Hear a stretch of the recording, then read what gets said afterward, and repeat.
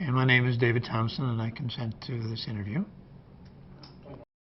Can you tell me where you received your early medical training? I received my medical training at the University of Minnesota, graduated in 1965. Okay. And how did that prepare you for your experience with the Smallpox Eradication Program? I'd always been interested in international global health. My parents were missionaries in South America. And in my senior year, I received a Smith-Kline fellowship to work in a mission hospital in Cameroon for 3 months. And it was there that I became convinced that it was public health that needed the emphasis, not curative medicine. And that was my goal after that. And what was it specifically that led you to that conclusion? Well, it was, you had the sense of a large population of people, a minority of whom ultimately came to the hospital, were treated, would go back, and they'd keep coming back with the same problems. And the realization that you really didn't make much of a dent in the issues. And so it was, for me, it was a confirmation that I wanted to go back to Africa, but I wanted to do public health. I had no idea that I would be involved in smallpox. And can you be specific about the kinds of ailments that people might be better served by public health versus curative medicine? Malaria is a big example. All the immunizable diseases, measles, which was a killer, whooping cough, malnutrition, TB, you name it. And I realized then that I could have a much greater impact personally by multiplying my few gifts by working with a larger group of people. And Bill Figge, ultimately, he impressed on me the other truth that when you've got limited resources, you just simply apply them to the total population and find ways of doing that. Very interesting. How did you come to be specifically involved with the smallpox eradication effort? I was finishing a rotating internship at the Hennepin County Medical Center. It was the peak of the Vietnam War. I wasn't exactly a pacifist, but I was very, very uncomfortable with the war and didn't want to serve in it. So I applied to the Public Health Service, and at that time I was planning on a medical missionary career, and I thought if I get into the Indian Health Service, that would be good preparation. And I had a long kind of application process. I was in the midst of a very, very busy internship, and I had to have a physical, and I had to go up to the Cass Lake Indian Reservation to get that physical. And then they uncovered that I had a fair amount of dental work to be done that I'd let ride during my medical school years. That had to be done before my application could be finalized. That took some time, and I thought I wasn't going to get in. And I called all the various branches of the Public Health Service, and everything seemed to be full. Then all of a sudden one day I got this airmail special delivery letter saying, would you be interested in going to Africa with CDC? Nothing else. And I said, absolutely. And that was the entree. And then we had an interview. D.A. Henderson came up to Minneapolis and interviewed us at the airport. And he found out that I was interested in medical missions. And then he proceeded to take the rest of the interview talking about how poorly medical missions had done in the arena of public health, which was true. And I left the interview very deflated, thinking, well, this won't go anywhere. And then, interestingly enough, we got a letter of acceptance, and that was the beginning of it. What has been the contribution, do you think, of medical missions to the health of Africa, public health of Africa? Missions have contributed a lot to the public health of Africa, but it's been rather one-sided. Historically, I think they were one of the first groups to go into the interior parts of these countries. A lot of people died in the process of providing these services. But it was a system where there were fixed institutions. People come into these institutions, I'll take care of you if you cross my threshold. But then they go back out into the same situation, recontract the malaria, all the things that you find in Africa, and then come back to the hospital. And then as time went on, studies showed clearly that most people died. The great majority of people died outside of the hospital. And so I came at a time in medical missions when there was a beginning, a shift towards thinking about a public health approach, and my involvement with CDC just kind of confirmed that. And I think today they're doing much more in terms of public health. Our program that I was ultimately involved in Chad, was totally a community-oriented public health, although I did some curative medicine as well. So it's kind of a mixed history. What drew you in your early life to think that you might want to become a medical missionary? Well, my parents were missionaries. I came from rural Midwest, miniature Scandinavia, but my parents spent most of their lives in Bolivia and Ecuador. And my father was basically a minister and a farmer, but he met all sorts of needs. And I remember very well going with him up to the local village, taking care of people who had gotten severe burns, and that kind of instilled in me the interest in medicine, and gradually that just built with time. I've always had an interest in justice. And what kinds of injustice have you seen that have been most compelling to you that you wanted to fight? Well,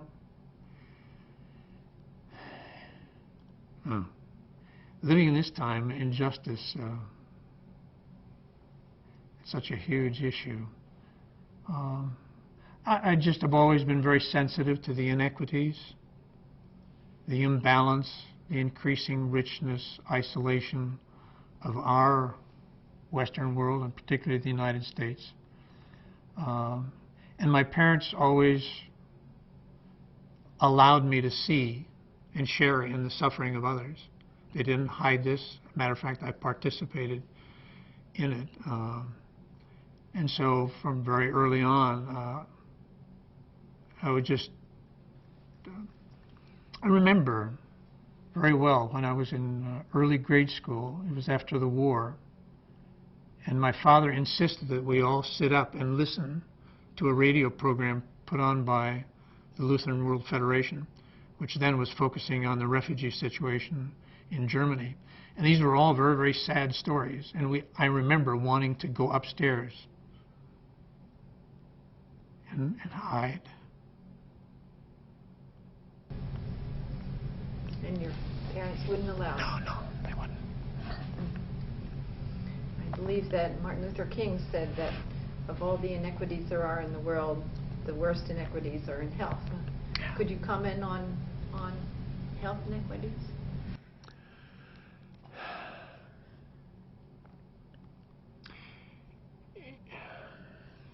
Yeah, health inequities. I mean, and they're so overwhelmingly large. It always surprises me how little they do, in matter of fact, affect us. I've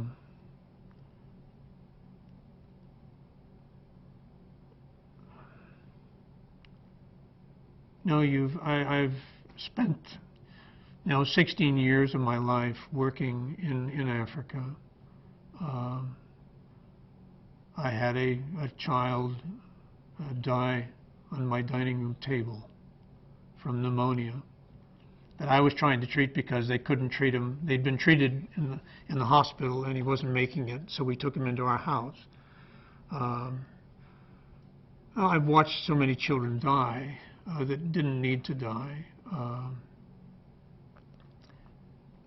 And then we live in this culture where we're so affluent and we spend so few of our resources. I mean, the United States is way down the list of developed countries, industrial countries, in terms of their giving. What our government does is pitiful. So I mean, these inequities can be overwhelming, but they don't need to be, and you simply find a place where you can make a difference. And in my case, very fortunately, it turned out to be 4 years with CDC and smallpox. And then those 12 years were a wonderful time when I was able to share and to learn, to participate. And actually, I had wanted to continue on in that work and spend the rest of my life actually working in Africa. And other things intervened and didn't make that possible. So I struggle with the inequities even here. Right now, I work in an inner city, a hospital, safety net hospital, taking care of recent immigrant kids. So inequities are a part of my life. Would you say that the inequities are greater in the developing world than they are here, or could you just comment on that? They're of a different nature. It's interesting, you know, when you work in the inner city, there's certain strengths in African culture that aren't there in the inner city. There's some way in which a culture and the strengths that hold people together, the collective forces that make people help one another, that give people commitment to a group, aren't there. And in Africa, they're very strong. I mean, and the excess of it is tribalism, but the very positive part of it is this tremendous allegiance to your clan, to your family, to your extended family. And so the inequities are certainly bigger in Africa and in the underdeveloped world, but the inequities here are almost harsher and harder to tolerate because we could do something about it and we don't. So I think our guilt almost is, if I can talk about guilt, is bigger here than our guilt vis-a-vis our relationship to the underdeveloped or less developed world. And I'm just curious whether you see those as, I'm working on a series about health disparities right now in the U.S., so I'm just curious whether you see those as being directly involved with race or with socioeconomic status. Which is bigger in your own experience? I think history is the important factor. I think is the history and what history has done, and race comes in there in a very, very big way, and that's created lots of after effects. One of which is economic. The other one is cultural, and just a loss of identity, which is hard to overcome. And I think there's a tendency to become calloused towards this. To live and to be sort of the affluent, self-centered people that we are, you have to become calloused in a certain sense, or otherwise you couldn't enjoy this affluence. And the trick, if there is one, is continuing to share the suffering of people so that you don't lose this sensitivity and become calloused and isolated and thinking only about acquisition, protection, insurance. I have to live eternally. I have to look young eternally.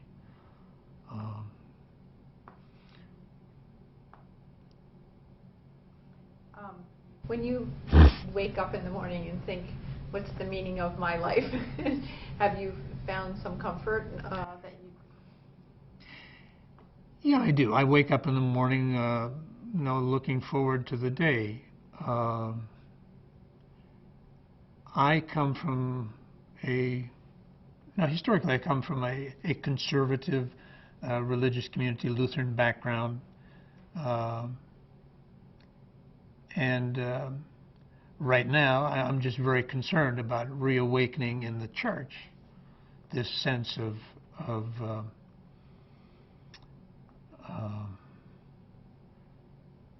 well, to reawakening a sense of justice, of biblical justice. And the Bible is full of prophetic kind of advice and wisdom. And it basically concerns about taking care of the poor, the elderly, the refugee. And so I wake up with hope, and I've got a good job that allows me to do this. We have a large extended family that reaches around the world, and so you do what you are capable of doing. And the wonderful part of this has been having a family and a wife that's been very supportive and a very key part of this all along. I wouldn't have been able to do it without her. And did you take your family abroad when you were? Oh yes, yeah. No, we are. When we went to Nigeria, the Biafran War was brewing, and our families were evacuated before the first year actually came to an end. Joanne was pregnant with, I think, 8 months pregnant with our second child. She was born in the U.S. Then we were reassigned to Liberia, and our last son, our third son, was born in Liberia.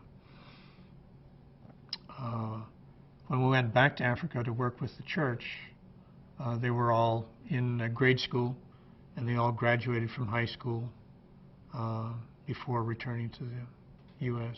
So we raised our family in Africa, and very, very thankful for that. How would you say that has changed their worldview? Oh,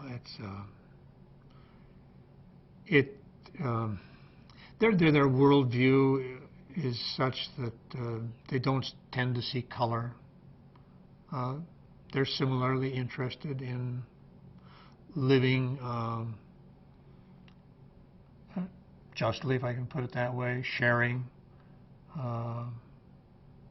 My daughter has 2 granddaughters, and one of the neatest things they did, they live in Billings, Montana, and the girls were probably about 8 and 6 at the time, and the United Way gave a list of families that needed things, they needed specific things at Christmas time. And so they went out, and the girls helped shop for all of these things. Then they actually delivered these things to the family, and that made a lasting impression. So you have a sense that you were able to pass on to your children what your parents taught you. Yeah, I'm very thankful for what my parents gave me. And, you try. And one of the things they did was they participated in our life. And they, even though it was taxing, and one night we were sitting at home while the kids were in grade school, late grade school, and they were talking about parents who weren't available and weren't around. And I kind of got the sense that they were talking about me. And I said, well, look, I'm here every day. I'm here at night. And they said, well, but Dad, you fall asleep. And, I was very thin in those days. My work took me out into the bush on mobilettes and that sort of thing. And it was, but I loved the work, but it was taxing. But I think they shared in that, and ultimately were able to share some of the sense of accomplishment that came from it. And they're all doing similar things in very different arenas today. Our son is actually going to be going to Liberia to adopt 2 Liberian girls this summer, we hope. Oh, exciting. Oh, that's great. Can you tell me on a day-to-day basis what kinds of things did you do on the smallpox eradication effort? And tell me about Dr. Fahey, too, who also... Yeah, I don't know still how we were assigned and how I had the good fortune of being assigned to Eastern Nigeria with Bill Fagey. I suspect there was the fact that he was a missionary at the time on contract, and that I was interested in medical missions. I don't know, but it was extremely fortunate. You know, we got to Enugu that year, fall, and very soon there was a major smallpox epidemic. I think over 1,000 cases, and it was in the area where Bill worked before with the mission, and so we got out there, and with the help of one of the missionaries, they supplied us with, again, bikes and stuff, and we went hunting smallpox. And so, I don't know, for weeks, we spent most of the week, you know, out in the countryside, trying to track down smallpox, getting immunization, vaccination arranged. The three of us, Paul Litchfield and myself and Bill, coming back to the weekends. It was kind of tough on our families. You know, specifically my wife and Paul's wife, who'd never been overseas. For me, it was kind of a lark. I mean, I was having fun. And then, you know, then the war started heating up, and so that was pretty much the experience in Nigeria. At one point in time,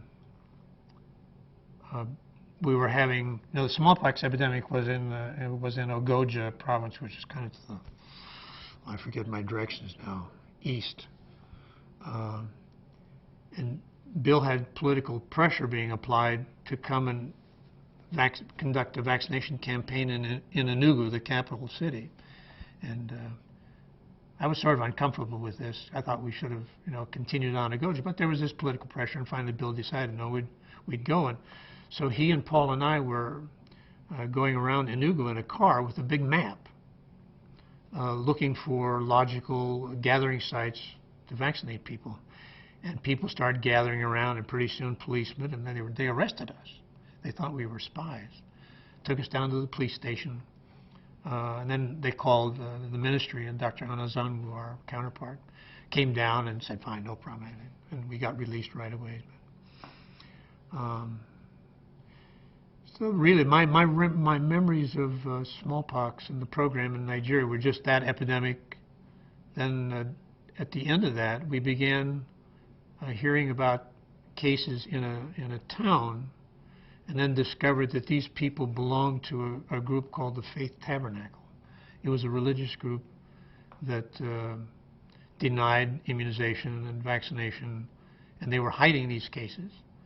And then I actually, with one of the health inspectors, investigated this epidemic, and we actually found, I think it was 4 generations of smallpox being transmitted in hiding in this village without spreading to the rest of the community. And were your own faith experience with faith, was that helpful to you in getting this group to open up? No, that not apply. That didn't apply. Yeah. What other cultural obstacles did you encounter? Specifically in the smallpox program? Oh, yeah, I mean, fear of vaccination. I mean, it was the biggest thing. For the most part, the obstacles weren't all that great. The obstacles were more mechanical. Just getting teams into the field, keeping them going, keeping them supplied. I think ultimately the people appreciated and cooperated. The ministries weren't all that excited initially about smallpox. You know, they wanted measles, and we had to attach measles to smallpox to get the smallpox. I encountered a lot more cultural issues in my later work than I did in smallpox. How about politics, either here in the United States or in the countries where you were working? Can you comment on that? I can't comment very much on politics. In Nigeria, we were there so briefly that our relationships were limited to one small sector of the ministry. In Liberia, we had a public health, the Liberian doctor, Dr. Titus. He was actually a Haitian, who was in charge of public health, and he did all the interference politically, and so we didn't have any political issues that I can recall. It didn't get in the way. And you were starting to say that there were more cultural things when you worked in other places in Chad and in Liberia, is that? Yeah. Can you, Well, I was morely in Chad, yeah. what kinds of? The area we were working with in Chad was primarily one ethnic group, Mundang. And that was good because they had a long tradition of strong leadership. They had, in effect, a king, and they were used to working together. But if you had to do anything cross-culturally, then there were major barriers and major animosities, distrust. But for the most part, I worked within one smaller geographic area where it was majority Mundang. And there,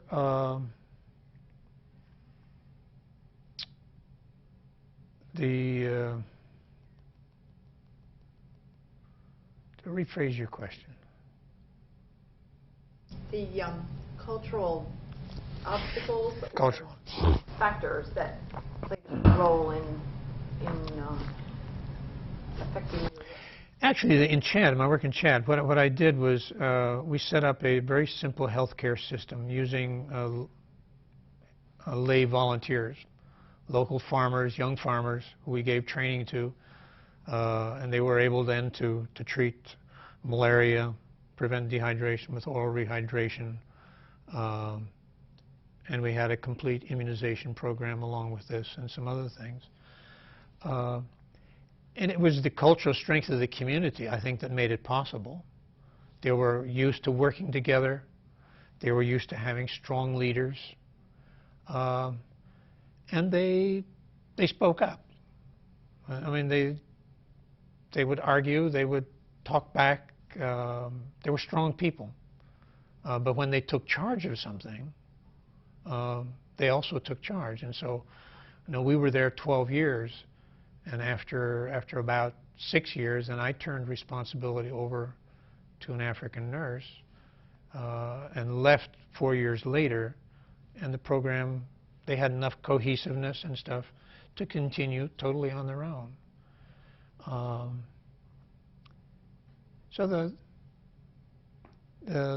I think there were very few cultural barriers. There were more cultural strengths that I think made our work possible. I think the barriers, we would have encountered a lot more barriers if we started to expand this program beyond, and then we had to work cross-culturally, interculturally, and then you get into major issues. How much do you think primary health care system is important to solving, a global problem like smallpox or polio eradication?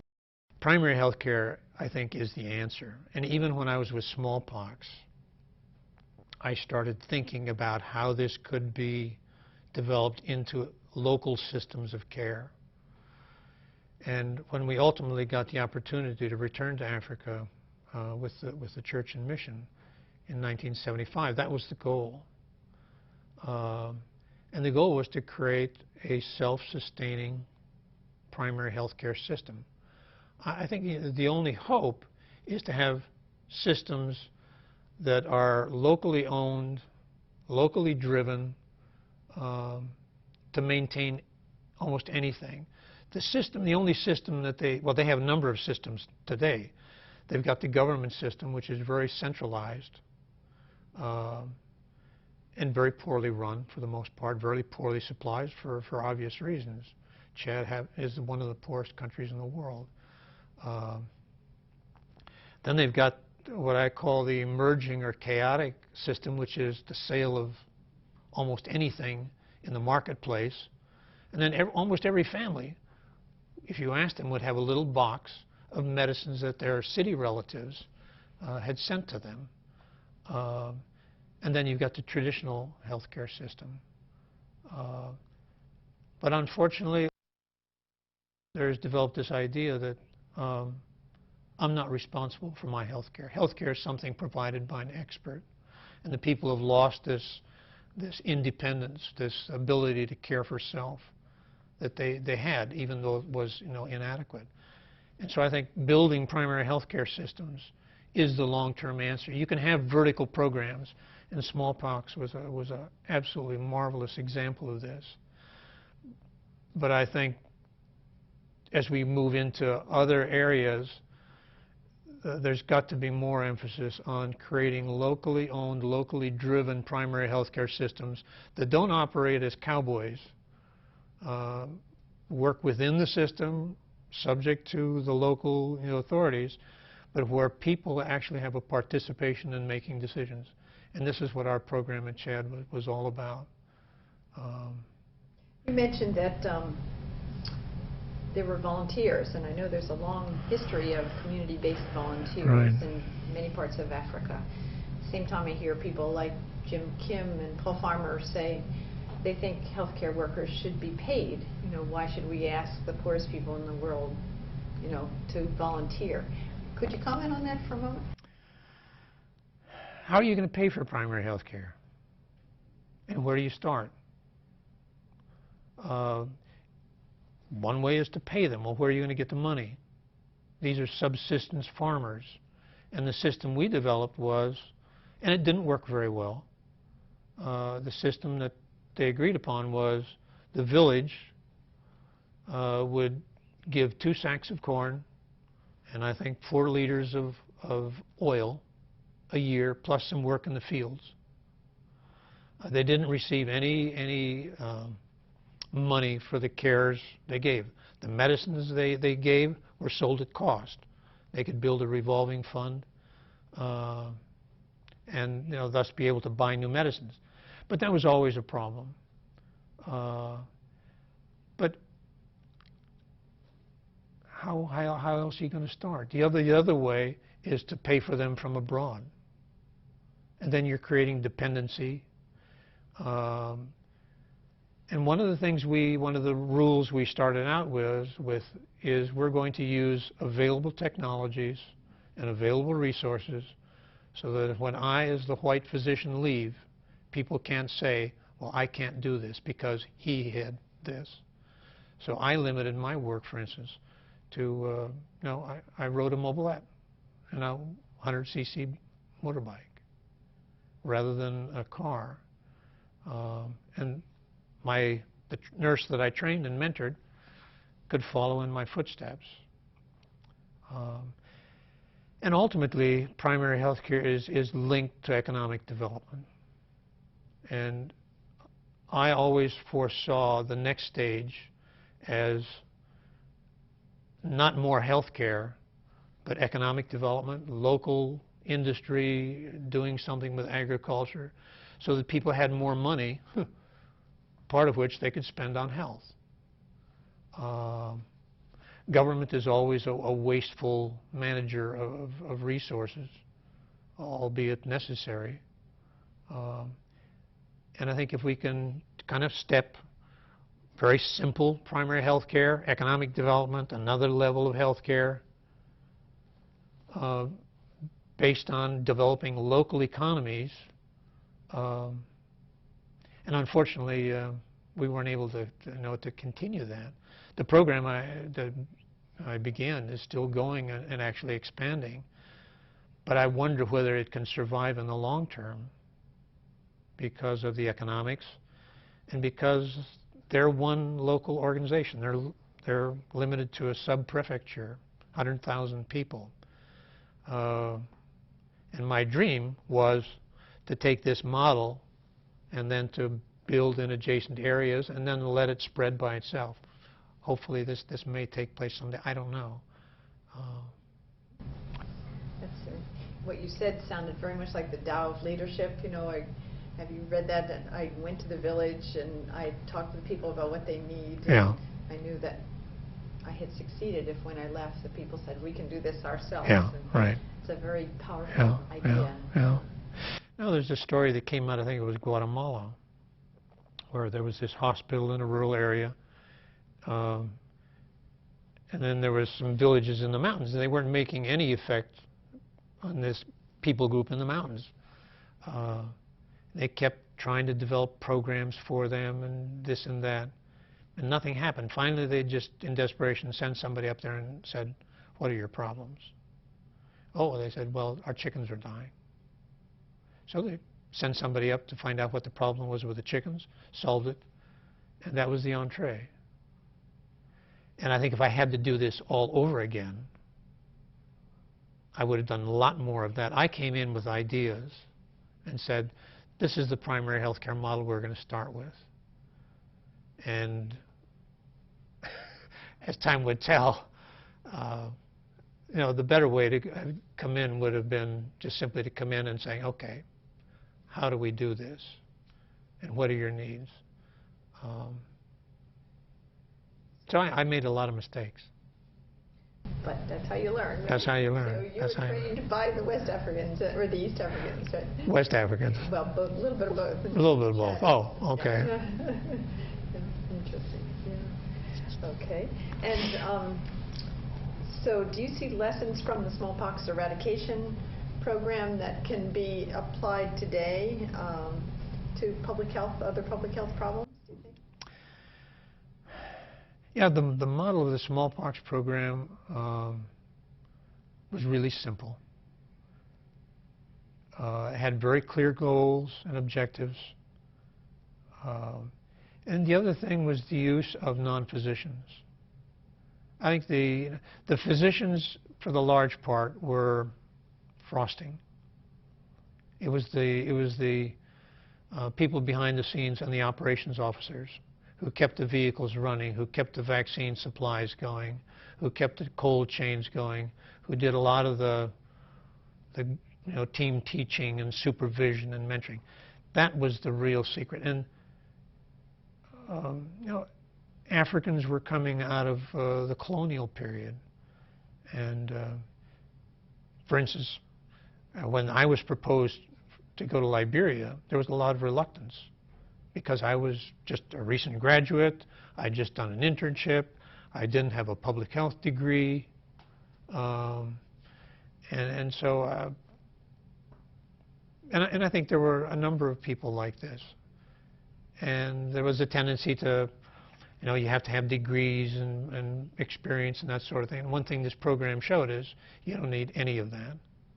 You just need good people, hardworking people. You need good epidemiology. And somehow these kind of people work together in a way that gets results done. Can you elaborate on the epidemiology aspect of it? What were the challenges and the keys to that? I think the epidemiological keys pretty much came from Bill Foege. And the whole eradication escalation idea of when the incidence of smallpox got down to a certain level, there's no hidden cases. Smallpox is very obvious clinically. You can't hide it very easily. There's no subclinical infections to speak of. And so when the incidence gets down to a certain level, it was so logical that if you develop a good surveillance system and then you just aggressively go after these cases, immunize, vaccinate around, that was very simple.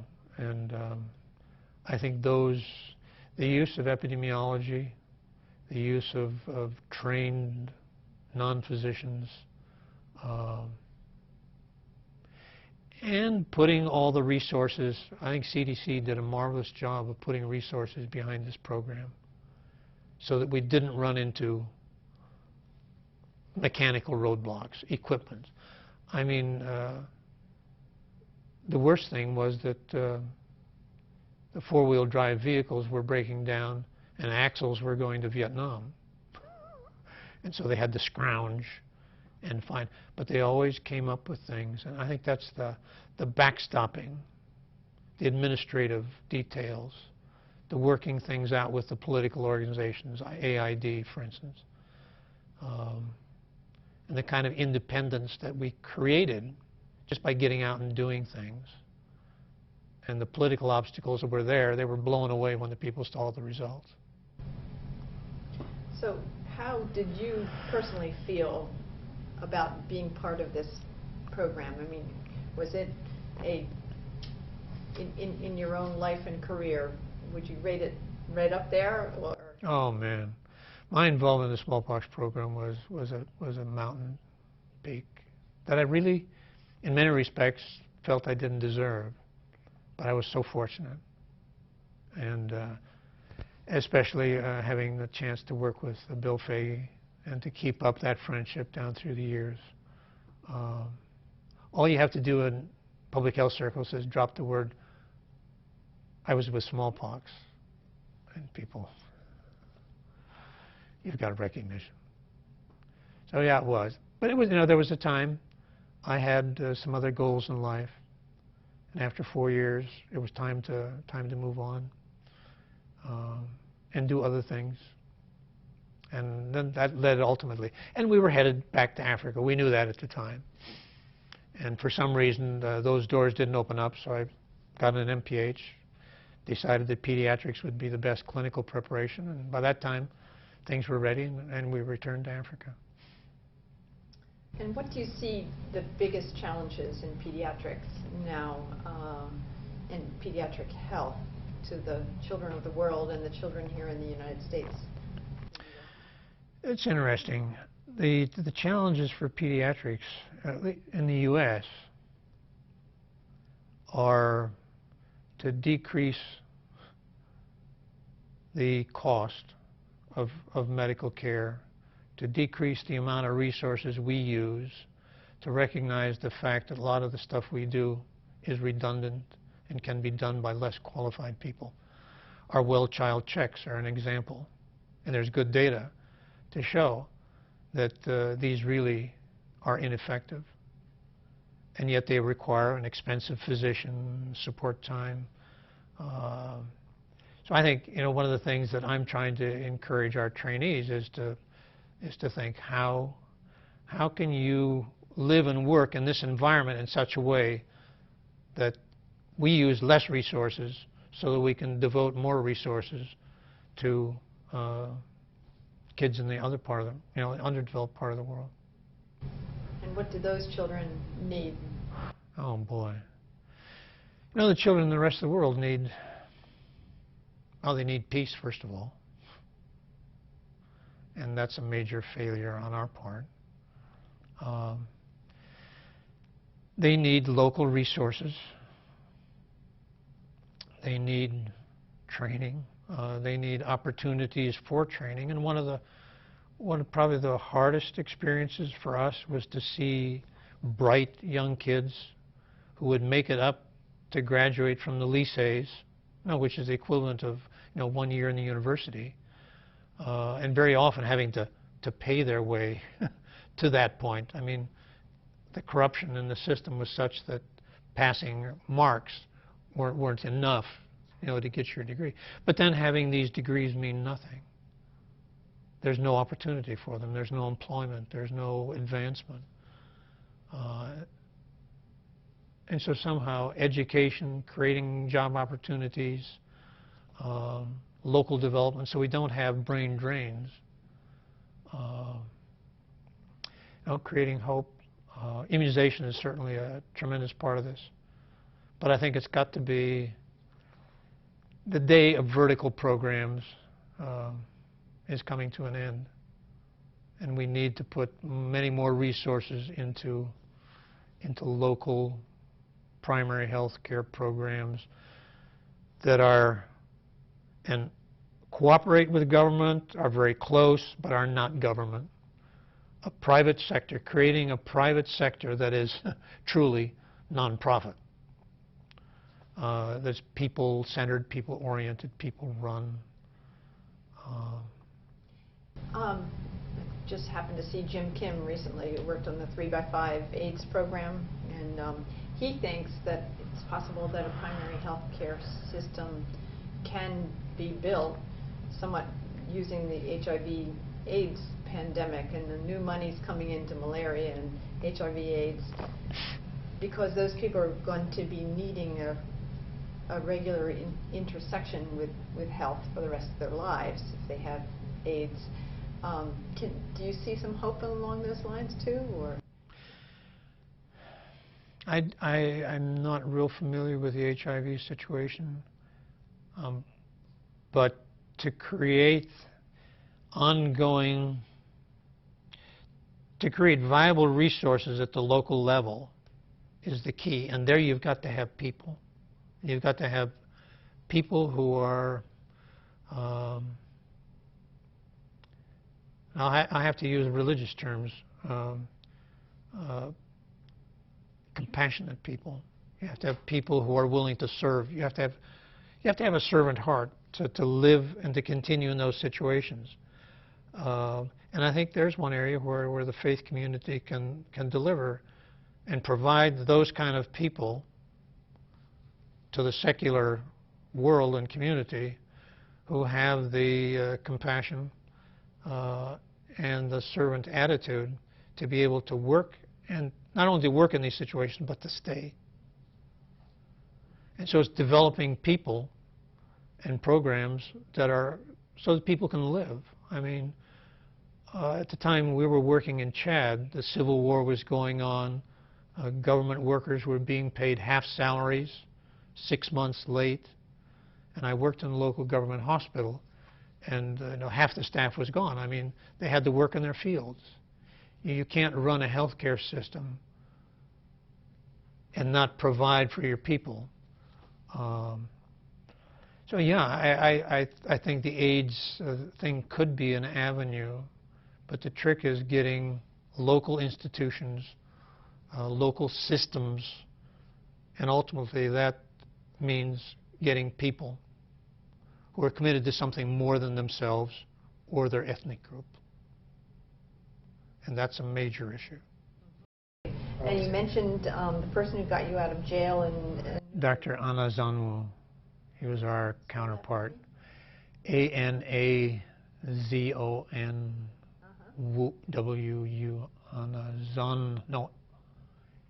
A-N-A-Z-O-N-W-O-N-U.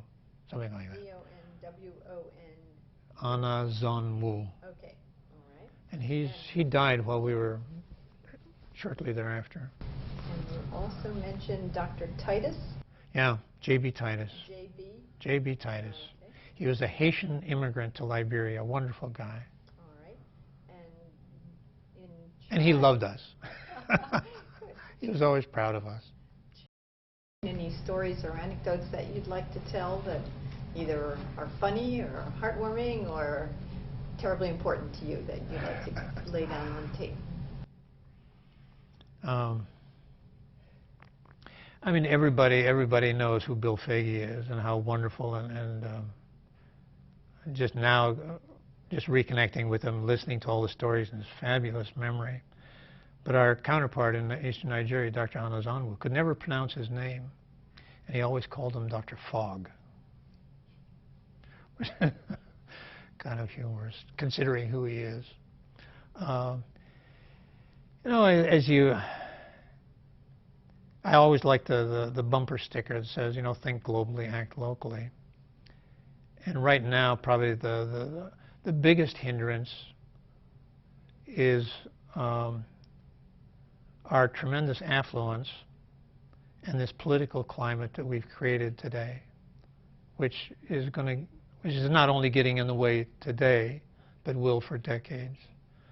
And somehow the need to change people's ideas and opinions about, change people's worldview, and just influencing my small sphere of people bit by bit to change their ideas and to help them to be more compassionate and thinking kinds of people. What do you see to be the problems, the way people are today? This is very far away from what we heard from you. 9/11 created an attitude of paranoia. I mean, Americans weren't used to being attacked on their home ground. We've always been very cocky and self-assured. We could live in an isolated fashion without really suffering too much, but that kind of blew that all away. But the reaction was to become even more insulated, self-protective, and then this whole tremendous affluence.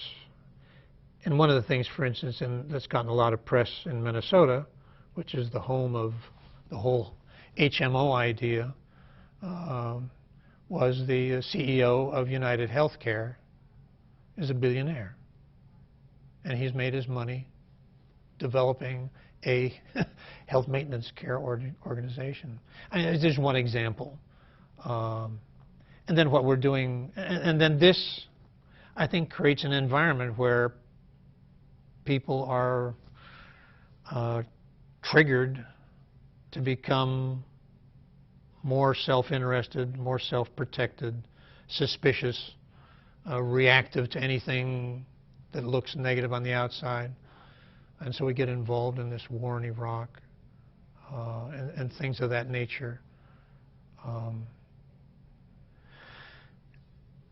And these are creating obstacles for us, and we want, and as a country, it's going to be very hard to kind of recover from this and to move on.